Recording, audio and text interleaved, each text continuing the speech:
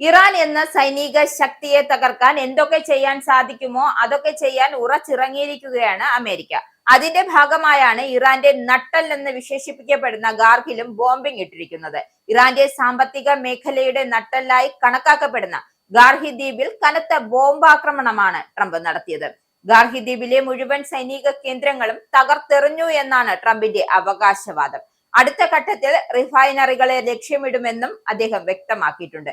എന്തായാലും ഇറാന്റെ 90% അസംസ്കൃത എണ്ണ കയറ്റുമതി നടക്കുന്ന ടെർമിനലാണ് ഈ ഗാർഹി ദ്വീപ്. അതേസമയം എണ്ണ ടെർമിനലുകൾ നിലവിൽ ലക്ഷ്യമിടുന്നില്ല എന്നാണ് ട്രംപ് പറയുന്നത്. മിഡിൽ ഈസ്റ്റിലെ ചരിത്രത്തിൽ ഏറ്റവും ശക്തമായ ബോംബ് ആക്രമണമാണ് ഗാർഹിൽ നടത്തിയ ആക്രമണത്തെ ട്രംപ് വിശേഷിപ്പിച്ചത്. ഗാർഹിലെ സൈനിക കേന്ദ്രങ്ങൾ പൂർണ്ണമായും തകർത്തെറിഞ്ഞു എന്നാണ് ട്രംപ് വാദിക്കുന്നത്.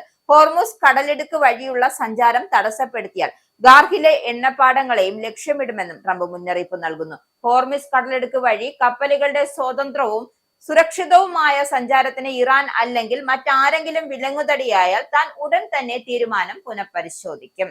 ഇറാന്റെ തീരത്ത് 25 കിലോമീറ്റർ അകലെ സ്ഥിതി ചെയ്യുന്ന ഗാർഹ് ദശാബ്ദങ്ങളായി ഇറാന്റെ അസംസ്കൃത എണ്ണ കയറ്റുമതിയുടെ ടെർമിനലായാണ് പ്രവർത്തിച്ചു വരുന്നത്.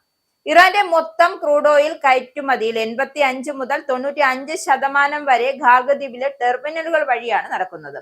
പ്രതിദിനം ഏകദേശം 70 ലക്ഷം ബാരൽ എണ്ണ ലോഡ് ചെയ്യാൻ ശേഷിയുള്ള ഈ സൗകര്യം 1960കളിലാണ് വികസിപ്പിച്ചെടുത്തത്.